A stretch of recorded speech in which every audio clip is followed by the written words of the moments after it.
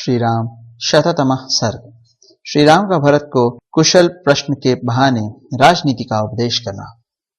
जटा और चीर वस्त्र धारण किए भरत हाथ जोड़कर पृथ्वी पर पड़े थे, मानो प्रलय काल में सूर्य देव धरती पर गिर गए हों। उनको उस अवस्था में देखना किसी भी स्नेही सुहृद के लिए अत्यंत कठिन था। श्री राम ने उन्हें देखा और जैसे तैसे किसी तरह पहचाना। उनका मुख उदास हो गया था, वे बहुत दुर्बल हो गए थे। श्री राम ने भाई भरत को अपने हाथ से पकड़कर उठाया और उनका मस्तक सूंघकर उन्हें हृदय से लगा लिया। इसके बाद रघुकुल भूषण भरत को गोद में बिठाकर श्री राम ने बड़े आदर से पूछा, तात, पिताजी कहाँ थे कि तुम इस वन में आए हो? उनके जीते जी तो तुम वन में नहीं आ सकते थे।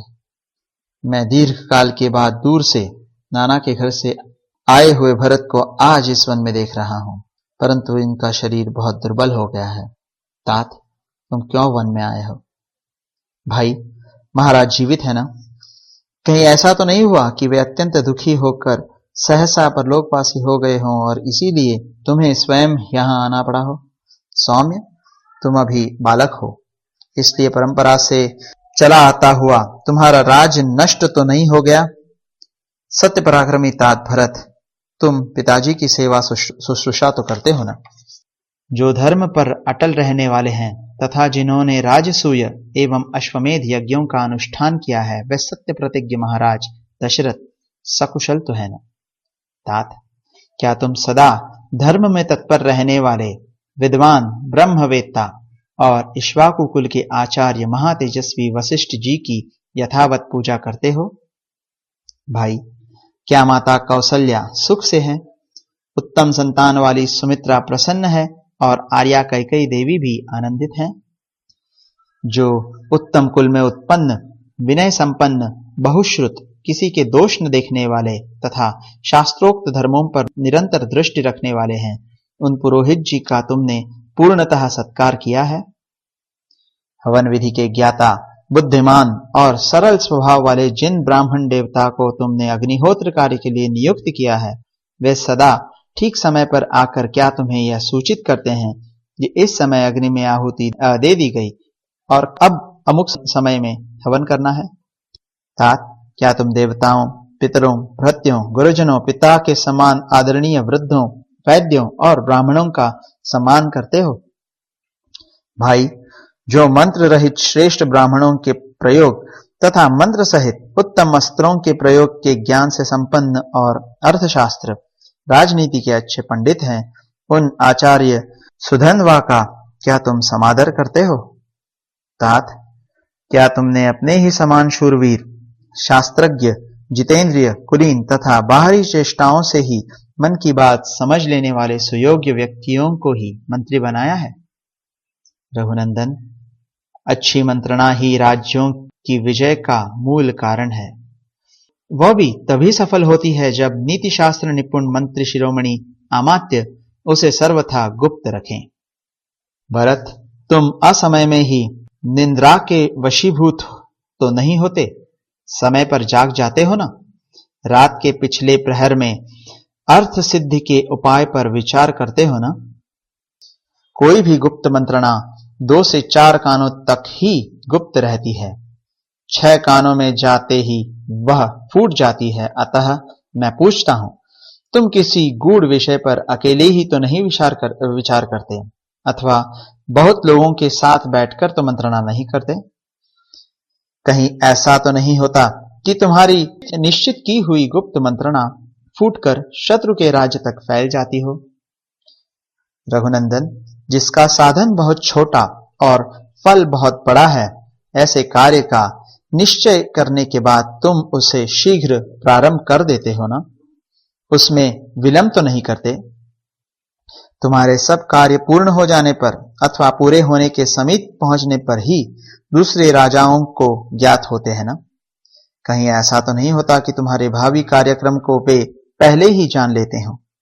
तात, तुम्हारे निश्चय किए हुए विचारों को तुम्हारे या मंत्रियों के प्रकट न करने पर भी दूसरे लोग तर्क और युक्तियों के द्वारा जान तो नहीं लेते हैं, तथा तुमको और तुम्हारे अमात्यों को दूसरों के गुप्त विचारों का पता लगता रहता है ना? क्या तुम सहस्त्रों मूर्खों के बदले एक पंडित को ही अपने पास रखने की इच्छा रखते हो? क्योंकि विद्वान पुरुष ही अर्थ संकट के समय महान कल्याण कर सकता है। यदि राजा 1000 या 10,000 मूर्खों को अपने पास रख ले तो भी उनसे अवसर पर कोई अच्छी सहायता नहीं मिलती। यदि एक मंत्री भी मेधावी, शूरवीर, चतुर एवं नीतिज्ञ हो तो वह राजा या राजकुमार को बहुत बड़ी संपत्ति की प्राप्ति कर सकता है। तात, तुम प्रधान व्यक्तियों को प्रधान, मध्यम श्रेणी के मनुष्यों को मध्यम और छोटी श्रेणी के लोगों को छोटे ही कामों में नियुक्त किया है ना? जो घूस न लेते हों अथवा निश्चल हों, बाप दादों के समय से ही काम करते आ रहे हों तथा बाहर भीतर से पवित्र एवं श्रेष्ठ हों, ऐसे अमात्यों को ही तुम उत्तम कार्यों में नियुक्त करते हो ना? कैकेयी कुमार, तुम्हारे राज्य की प्रजा कठोर दंड से अत्यंत उद्विग्न होकर तुम्हारे मंत्रियों का तिरस्कार तो नहीं करती? जैसे पवित्र याजक पतित यजमान का तथा स्त्रियां कामचारी पुरुष का तिरस्कार कर देती हैं, उसी प्रकार प्रजा कठोरतापूर्वक अधिक कर लेने के कारण तुम्हारा अनादर तो नहीं करती? जो साम दाम आदि उपायों के प्रयोग में कुशल, राजनीति शास्त्र का विद्वान, विश्वासी भृत्यों को फोड़ने में लगा हुआ, शूर तथा राजा के राज्य को हड़प करने की इच्छा रखने वाला है, ऐसे पुरुष को जो राजा नहीं मार डालता है वह स्वयं उसके हाथ से मारा जाता है। क्या तुमने सदा संतुष्ट रहने वाले, शूरवीर, धैर्यवान, बुद्धिमान, पवित्र, कुलीन एवं अपने में अनुराग रखने वाले रणकर्म दक्ष पुरुष को ही सेनापति बनाया है? तुम्हारे प्रधान योद्धा मतलब सेनापति बलवान, युद्ध कुशल और पराक्रमी तो है ना? क्या तुमने उनके शौर्य की परीक्षा कर ली है तथा क्या वे तुम्हारे द्वारा सत्कार पूर्वक सम्मान पाते हैं? सैनिकों को देने के लिए नियत किया गया हुआ समुचित वेतन और भत्ता तुम समय पर दे देते हो ना? देने में विलंब तो नहीं करते? यदि समय बिताकर भत्ता और वेतन दिए जाते हैं तो सैनिक अपने स्वामी पर भी अत्यंत कुपित हो जाते हैं और इसके कारण बड़ा भारी अनर्थ घटित हो जाता है। क्या उत्तम कुल में उत्पन्न मंत्री आदि समस्त प्रधान अधिकारी तुमसे प्रेम रखते हैं? या वे तुम्हारे लिए एक चित्त होकर अपने प्राणों का त्याग करने के लिए उद्यत रहते हैं? भरत, तुमने जिसे राजदूत के पद पर नियुक्त किया है वह पुरुष अपने ही देश का निवासी, विद्वान, कुशल, प्रतिभाशाली और जैसा कहा जाए वैसे ही बात दूसरों के सामने कहने वाला और सत विवेक युक्त है ना? क्या तुम शत्रु पक्ष के 18 और अपने पक्ष के 15 तीर्थों की 3-3 अज्ञात गुप्तचरों द्वारा देखभाल या जांच पड़ताल करते रहते हो ना? इस पर एक टिप्पणी है। शत्रु पक्ष के 18 और अपने पक्ष के 15 तीर्थों के बारे में। शत्रु पक्ष के मंत्री, पुरोहित, युवराज, सेनापति, द्वारपाल, अंतर्वेशक मतलब अंतपुर का अध्यक्ष, कारागाराध्यक्ष, कोषाध्यक्ष, यथा योग्य कार्य में धन का व्यय करने वाला सचिव, प्रदेष्टा मतलब पहरेदारों को काम बताने वाला, नगराध्यक्ष मतलब कोतवाल, कार्य निर्माणकर्ता मतलब शिल्पियों का परिचालक, धर्माध्यक्ष, सभाध्यक्ष, दंडपाल, दुर्गपाल, राष्ट्र सीमापाल तथा वन रक्षक, ये 18 तीर्थ हैं जिन पर राजा को दृष्टि रखनी चाहिए। मतांतर से ये 18 तीर्थ इस प्रकार भी हैं: मंत्री, पुरोहित, युवराज, सेनापति, द्वारपाल, अंतपुराध्यक्ष, कारागाराध्यक्ष, धनाध्यक्ष, राजा की आज्ञा से सेवकों को काम बताने वाला, वादी प्रतिवादी से मामले की पूछताछ करने वाला, प्रांग विवाहक मतलब वकील, धर्म सेनाधिकारी मतलब न्यायाधीश, व्यवहार निर्णेता, सभ्य, सेना को जीविका निर्वाह के लिए धन देने का अधिकारी मतलब सेना नायक, कर्मचारियों को काम पूरा होने पर वेतन देने के लिए राजा से धन देने वाला, नगराध्यक्ष, राष्ट्र सीमापाल तथा वन रक्षक, दुष्टों को दंड देने का अधिकारी तथा जल, पर्वत, वन एवं दुर्गम भूमि की रक्षा करने वाला, इन पर राजा को दृष्टि रखनी चाहिए। शत्रुसूदन, जिन शत्रुओं को तुमने राज्य से निकाल दिया है वे यदि फिर लौटकर आते हैं तो तुम उन्हें दुर्बल समझकर उनकी उपेक्षा तो नहीं करते? तात, तुम कभी नास्तिक ब्राह्मणों का संग तो नहीं करते हो? क्योंकि वे बुद्धि को परमार्थ की ओर से विचलित करने में कुशल होते हैं तथा वास्तव में अज्ञानी होते हुए भी अपने को बहुत बड़ा पंडित मानते हैं।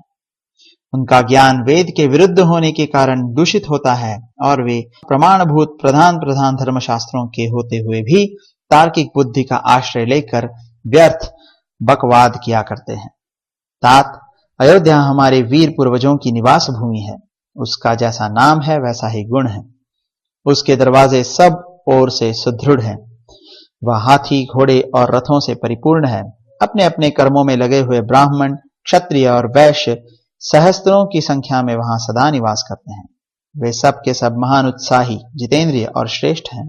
नाना प्रकार के राजभवन और मंदिर उसकी शोभा बढ़ाते हैं। वह नगरी बहुसंख्यक विद्वानों से भरी है। ऐसी अभ्युदयशील और समृद्धशालिनी नगरी अयोध्या की तुम भली भांति रक्षा तो करते हो ना। रघुनंदन भरत, जहां नाना प्रकार के अश्वमेध आदि महायज्ञों के बहुत से चयन प्रदेश मतलब अनुष्ठान स्थल शोभा पाते हैं, जिसमें प्रतिष्ठित मनुष्य अधिक संख्या में निवास करते हैं, अनेकानेक देवस्थान, पौंसले और तालाब जिसकी शोभा बढ़ाते हैं, जहां के स्त्री पुरुष सदा प्रसन्न रहते हैं, जो सामाजिक उत्सवों के कारण सदा शोभा संपन्न दिखाई देता है, जहां खेत जोतने में समर्थ पशुओं की अधिकता है, जहां किसी प्रकार की हिंसा नहीं होती, जहां खेती के लिए वर्षा के जल पर निर्भर नहीं रहना पड़ता, मतलब नदियों के जल से ही सिंचाई हो जाती है, जो बहुत ही सुंदर और हिंसक पशुओं से रहित है, जहां किसी तरह का भय नहीं है, नाना प्रकार की खाने जिसकी शोभा बढ़ाती हैं, जहां पापी मनुष्यों का सर्वथा अभाव है, तथा हमारे पूर्वजों ने जिसकी भली भांति रक्षा की है, वह अपना कौशल देश धन धान्य से संपन्न और सुखपूर्वक बसा हुआ है ना। तात, कृषि और गोरक्षा से आजीविका चलाने वाले सभी वैश्य तुम्हारे प्रीति पात्र है ना, जो कि कृषि और व्यापार आदि में संलग्न रहने पर ही लोग सुखी एवं उन्नतिशील होते हैं। उन वैश्यों को इष्ट की प्राप्ति कराकर और उनके अनिष्ट का निवारण करके तुम उन सब लोगों का भरण पोषण तो करते हो ना, क्योंकि राजा को अपने राज्य में निवास करने वाले सब लोगों का धर्मानुसार पालन करना चाहिए। क्या तुम अपनी स्त्रियों को संतुष्ट रखते हो? क्या वे तुम्हारे द्वारा भली भांति सुरक्षित रहती है? तुम उन पर अधिक विश्वास तो नहीं करते? उन्हें अपनी गुप्त बात तो नहीं कहते थे? जहां हाथी उत्पन्न होते हैं वे जंगल तुम्हारे द्वारा सुरक्षित है ना? तुम्हारे पास दूध देने वाली गौएं तो अधिक संख्या में है ना? अथवा हाथियों को फांसने वाली हथिनियों की तो तुम्हारे पास कमी नहीं है? तुम्हें हथिनियों, घोड़ों और हाथियों के संग्रह से कभी तृप्ति तो नहीं होती? राजकुमार, क्या तुम प्रतिदिन पूर्वाह काल में वस्त्राभूषणों से विभूषित हो प्रधान सड़क पर जाकर नगरवासी मनुष्यों को दर्शन देते हो? कामकाज में लगे हुए सभी मनुष्य निडर होकर तुम्हारे सामने तो नहीं आते? अथवा वे सब सदा तुमसे दूर तो नहीं रहते? क्योंकि कर्मचारियों के विषय में मध्यम स्थिति का अवलंबन करना ही अर्थ सिद्धि का कारण होता है। क्या तुम्हारे सभी दुर्ग, किले, धन धान्य, अस्त्र शस्त्र, जल, यंत्र मतलब मशीन, शिल्पी तथा धनुर्धर सैनिकों से भरे पूरे रहते हैं? रघुनंदन, क्या तुम्हारी आय अधिक और व्यय बहुत कम है? तुम्हारे खजाने का धन अपात्रों के हाथ में तो नहीं चला जाता?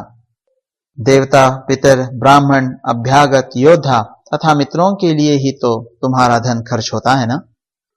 कभी ऐसा तो नहीं होता कि कोई मनुष्य किसी श्रेष्ठ, निर्दोष और शुद्धात्मा पुरुष पर भी दोष लगा दे तथा शास्त्र ज्ञान में कुशल विद्वानों द्वारा उसके विषय में विचार कराए बिना ही लोभवश उसे आर्थिक दंड दे दिया जाता हो? नरश्रेष्ठ, जो चोरी में पकड़ा गया हो, जिसे किसी ने चोरी करते समय देखा हो, पूछताछ से भी जिसके चोर होने का प्रमाण मिल गया हो तथा जिसके विरुद्ध चोरी का माल बर्बाद होना आदि और भी बहुत से कारण सबूत हो, ऐसे चोर को भी तुम्हारे राज्य में धन के लालच से छोड़ तो नहीं दिया जाता है? रघुकुल भूषण, यदि धनी और गरीब में कोई विवाद छिड़ा हो और वह राज्य के न्यायालय में निर्णय के लिए आया हो, तो तुम्हारे बहुज्ञ मंत्री धन आदि के लोभ को छोड़कर उस मामले पर विचार करते हैं ना? रघुनंदन, निरपराध होने पर भी जिन्हें मिथ्या दोष लगाकर दंड दिया जाता है, उन मनुष्यों की आंखों से जो आंसू गिरते हैं, वे पक्षपात पूर्ण शासन करने वाले राजा के पुत्र और पशुओं का नाश कर डालते हैं। राघव, क्या तुम वृद्ध पुरुषों, बालकों और प्रधान प्रधान वैद्यों का आंतरिक अनुराग, मधुर वचन और धनदान, इन तीनों के द्वारा सम्मान करते हो? गुरुजनों, वृद्धों, तपस्वियों, देवताओं, अतिथियों, चैत्य वृक्षों और समस्त पूर्ण काम ब्राह्मणों को नमस्कार करते हो ना? तुम अर्थ के द्वारा धर्म को अथवा धर्म के द्वारा अर्थ को हानि तो नहीं पहुंचाते, अथवा आसक्ति और लोभ रूप काम के द्वारा धर्म और अर्थ दोनों में बाधा तो नहीं आने देते। विजय वीरों में श्रेष्ठ, समयोचित कर्तव्य के ज्ञाता तथा दूसरों को वर देने में समर्थ भरत, क्या तुम समय का विभाग करके धर्म, अर्थ और काम का योग्य समय में सेवन करते हो? महाप्राज्य, संपूर्ण शास्त्रों के अर्थ को जानने वाले ब्राह्मण, पुरवासी और जनपदवासी मनुष्यों के साथ तुम्हारे कल्याण की कामना करते हैं ना?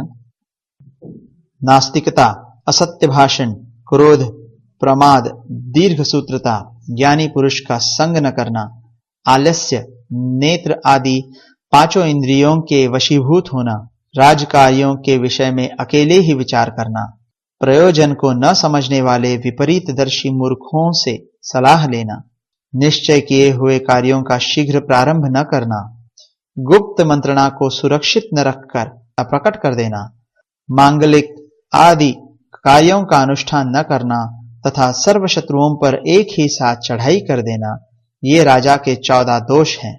तुम इन दोषों का सदा परित्याग करते हो ना? महाप्राज्य भरत, दशवर्ग, पंचवर्ग, चतुर्वर्ग, सप्तवर्ग, अष्टवर्ग, त्रिवर्ग, 3 विद्या, बुद्धि के द्वारा इंद्रियों को जीतना, 6 गुण, दैवी और मानुषी बाधाएं, राजा के नीतिपूर्ण कार्य, विशति वर्ग, प्रतिकूल मंडल, यात्रा, शत्रु पर आक्रमण, दंड विधान, व्यूह रचना तथा 2 गुणों की योनिभूत संधि और विग्रह, इन सब की ओर तुम यथार्थ रूप से ध्यान देते हो ना? इनमें से त्यागने योग्य दोषों को त्याग कर ग्रहण करने योग्य गुणों को ग्रहण करते हो ना? इसके ऊपर एक बहुत बड़ी टिप्पणी है। जो दशवर्ग, पंचवर्ग, चतुर्वर्ग वगैरह कहा गया है उसके बारे में। दशवर्ग मतलब काम से उत्पन्न होने वाले 10 दोषों को दशवर्ग कहते हैं। ये राजा के लिए त्याज्य है। मनु जी ने इसके नाम इस प्रकार गिना है: आखेट, जुआ, दिन में सोना, दूसरों की निंदा करना, स्त्री में आसक्त होना, मद्यपान, नाचना, गाना, बजाना, बाजा बजाना और व्यर्थ घूमना। पंचवर्ग मतलब जल दुर्ग, पर्वत दुर्ग, वृक्ष दुर्ग, इरण दुर्ग और धन्व दुर्ग, ये 5 प्रकार के दुर्ग पंचवर्ग कहलाते हैं। इनमें आरंभ के 3 तो प्रसिद्ध हैं। जहां किसी प्रकार की खेती नहीं होती, ऐसे प्रदेश को ईरिन कहते हैं। बालू से भरी मरुभूमि को धन्व कहते हैं। गर्मी के दिनों में वह शत्रु के लिए दुर्गम होती है। इन सब दुर्गों का यथा योग्य उपयोग करके राजा को आत्मरक्षा करनी चाहिए। चतुर्वर्ग, इसका मतलब है साम, दाम, भेद और दंड। इन 4 प्रकार की नीति को चतुर्वर्ग कहते हैं। बाद में सप्तवर्ग मतलब राजा, मंत्री, राष्ट्र, किला, खजाना, सेना और मित्र वर्ग, ये परस्पर उपकार करने वाले राजा के 7 अंग हैं। इन्हीं को सप्तवर्ग कहा गया है।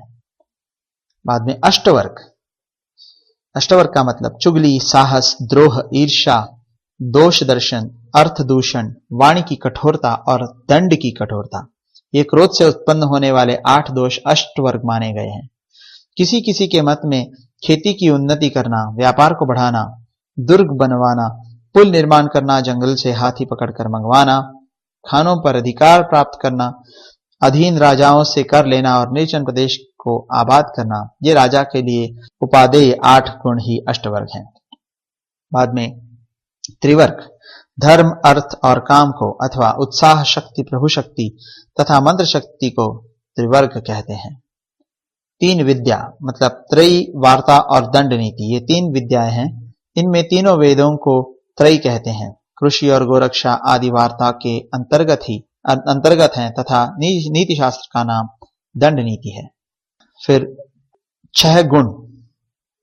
6 गुण मतलब संधि, विग्रह, यान, आसन, द्वैधिभाव और समाश्रय, ये 6 गुण है। इनमें शत्रु से मेल रखना संधि, उससे लड़ाई छेदना विग्रह, आक्रमण करना यान, अवसर की प्रतीक्षा में बैठे रहना आसन, दुरंगी नीति बनाना द्वैधिभाव और अपने से बलवान राजा की शरण लेना समाश्रय कहलाता है। बाद में दैवी, इसका मतलब है आग लगाना, बाढ़ आना, बीमारी फैलना, अकाल पड़ना और महामारी का प्रकोप होना, ये 5 दैवी बाधाएं हैं। राज्य के अधिकारियों, चोरों, शत्रुओं और राजा के प्रिय व्यक्तियों से तथा राजा के लोभ से ही जो भय प्राप्त होता है उसे मानवीय बाधा कहते हैं। बाद में राजा के नीतिपूर्ण कार्य, इसका मतलब है शत्रु राजाओं के सेवकों में से जिनको वेतन न मिला हो, जो अपमानित किए गए हो, जो अपने मालिक के किसी बर्ताव से कुपित हो तथा जिन्हें भय दिखाकर डराया गया हो, ऐसे लोगों को मनचाही वस्तु देकर फोड़ लेना राजा का कृत्य मतलब नीतिपूर्ण कार्य माना गया है।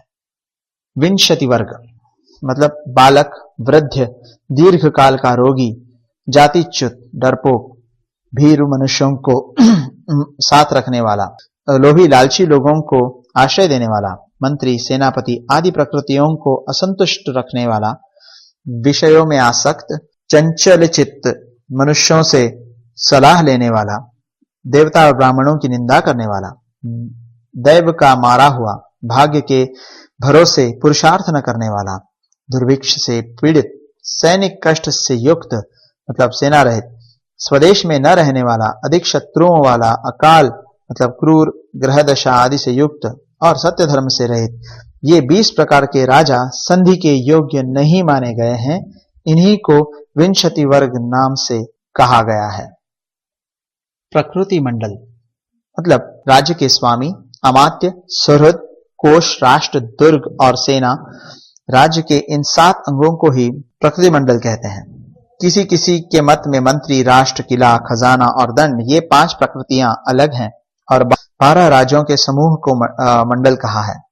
और बाद में 2 गुणों की योनिभूत संधि और विग्रह, इसके बारे में द्वैधिभाव और समाश्रय, ये इनकी योनि संबंधी है और यान तथा आसन इनकी योनि विग्रह है, अर्थात प्रथम 2 संधि मूलक और अंतिम 2 विग्रह मूलक है। अब आगे विद्वान, क्या तुम नीति शास्त्र की आज्ञा के अनुसार 4 या 3 मंत्रियों के साथ सबको एकत्र करके अथवा सबसे अलग अलग मिलकर सलाह करते हो? क्या तुम वेदों की आज्ञा के अनुसार काम करके उन्हें सफल करते हो? क्या तुम्हारी क्रियाएं सफल उद्देश्य की सिद्धि करने वाली हैं? क्या तुम्हारी स्त्रियां भी सफल मतलब संतानवती हैं? और क्या तुम्हारा शास्त्र ज्ञान भी विनय आदि गुणों का उत्पादक होकर सफल हुआ है? रघुनंदन, मैंने जो कुछ कहा है तुम्हारी बुद्धि का भी ऐसा ही निश्चय है ना? क्योंकि यह विचार आयु और यश को बढ़ाने वाला तथा धर्म, काम और अर्थ की सिद्धि करने वाला है। हमारे पिताजी जिस वृत्ति का आश्रय लेते हैं, हमारे प्रपितामहों ने जिस आचरण का पालन किया है, सत्पुरुष भी जिसका सेवन करते हैं और जो कल्याण का मूल है, उसी का तुम पालन करते हो ना? रघुनंदन, तुम स्वादिष्ट अन्न अकेले ही तो नहीं खा जाते, उसकी आशा रखने वाले मित्रों को भी देते हो ना? इस प्रकार धर्म के अनुसार दंड धारण करने वाला विद्वान राजा प्रजाओं का पालन करके समूची पृथ्वी को यथावत रूप से अपने अधिकार में कर लेता है तथा देह त्याग करने के पश्चात स्वर्ग लोक में जाता है। इस प्रकार श्री वाल्मीकि निर्मित आर्ष रामायण आदि काव्य के अयोध्या कांड में 100वां सर्ग पूरा हुआ।